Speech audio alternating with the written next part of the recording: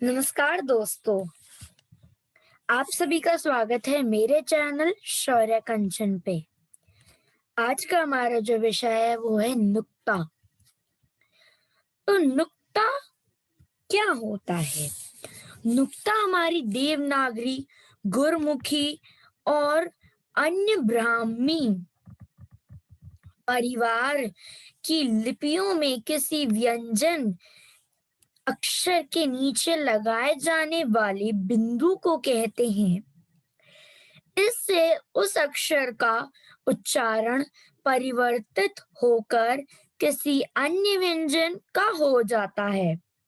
मूल रूप से नुक्ता अरबी भाषा का शब्द है और उसका मतलब बिंदु होता है। उदाहरण लेते हैं जैसे ज। अब जैसे ही हम ज बोलते हैं तो हमें अंग्रेजी के जेड की साउंड आती है ना।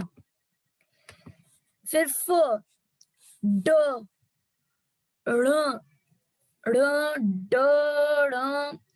अच्छा, एक चीज ये देखो कि पहले ना देवनागरी भाषा जो लिखी जाती थी उसमें ये ड नहीं मानते थे, लेकिन जब से ड के नीचे ये नुक्ता का प्रयोग किया गया है तब से देवनागरी भाषा में नुक्ता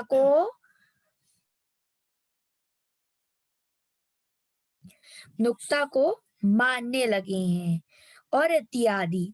ओके, आगे बढ़ते हैं। तो ये अभ्यास के लिए है। मैंने एक अनुच्छेद निकाला है किताब से, उस अनुच्छेद को पढ़ेंगे। फिर हमें इसमें से एक प्रश्न दिया है आगे कि हमें इनमें से बिंदी वाले शब्द और बिना बिंदी वाले शब्द जो ज या फ के नीचे लगे होंगे उनको छाट कर लिखना है। तो साथ ही साथ हम छाटते भी जाते हैं। चलिए, तो मैं छाट रही हूँ, अब मैं लिख रही हूँ, आप लिखते जाइए। तो देखो, पिताजी ने पास खड़े स्वामीनाथन को पुस्तक और मेज साफ करने का आदेश दिया। स्वामीनाथन बड़ी फुर्ती से किताबों की धूल झाड़ने लगा। वह मन ही मन सोच रहा था कि यदि छुट्टियों में भी पढ़ाई करना जरूरी है तो छुट्टियां दी ही क्यों जाती हैं। और यहाँ एक पिताजी। तो अब हमारा कंप्लीट हो गया। अब हम आगे बढ़ते हैं और वहां पे जाके ये सब शब्दों को हमें लिखना होगा। तो सबसे पहले मैंने ये जो इन्वाइट किया मैं उसको क्लियर करती हूँ, फिर न्यू तरीके से लिखती हूँ। तो देखो,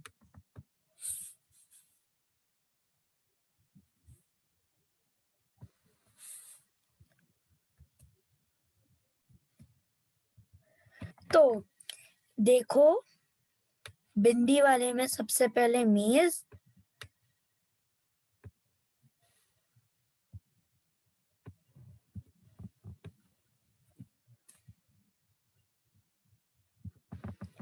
मेज आ जाएगा। तो मेज साफ और जरूरी। अब आ जाते हैं बिना बिंदी वाले शब्दों पर। बिना बिंदी वाले शब्द हो जाएंगे आपके पिताजी। सबसे पहला पिता,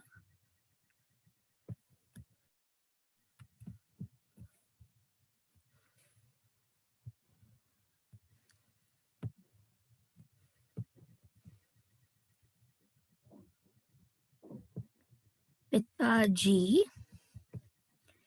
दूसरा जाति। ओके, सो पिताजी, जाति और फुर्ती बिना बिंदी वाले शब्द हो गए जो ज और फ से बनते हैं। और बिंदी वाले शब्द हो गए मेज, साफ और जरूरी जो ज और फ से बनते हैं। अब आगे मैं आपको एक चित्र दिखा रही हूँ, उसको देखेंगे।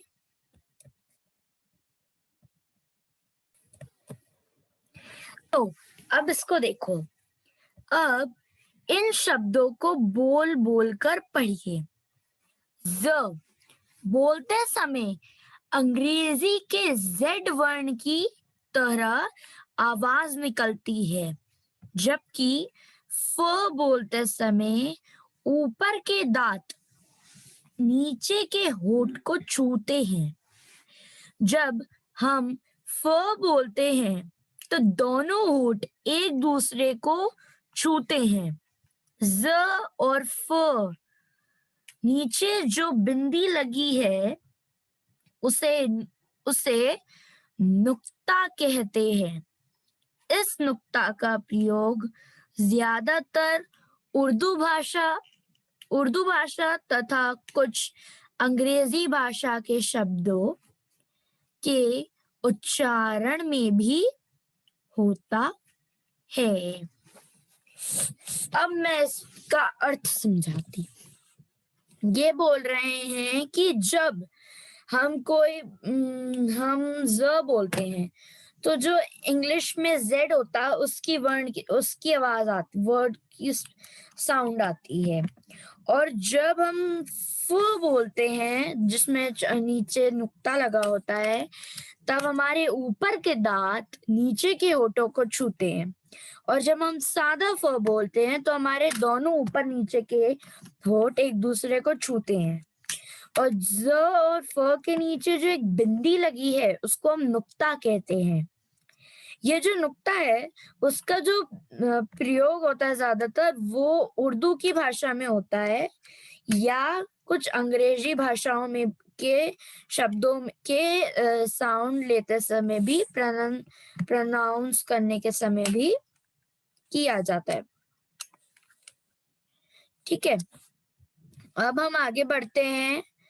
आइए अब नुक्ता वाले शब्दों को बोल बोल कर पढ़ने का अभ्यास करें।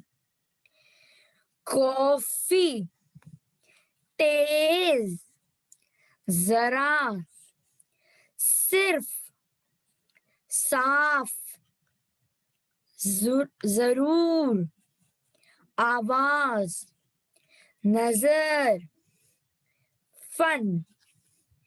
इस फन में यहाँ पर फ के पास पूरा लिख देती हूँ। फ के पास ऐसे बिंदी लगी है। इस फन का अर्थ ये नहीं होता है मजा लेना। इस फन का अर्थ है सांप। इस फन का अर्थ है कि मैं आपको बताती हूँ। देखो, जब बुढ़ापा आ जाता है उसको हम फन बोलते हैं, फन। ओके, अब आगे आ जाते हैं। जमीन, जहाज, जहाज, इंतजार। ओके, तो आज के लिए हमें बस इतना ही करना है। नेक्स्ट वीडियो में आगे का पढ़ेंगे। Okay, so now here it's the end. Okay, now it's time for the end.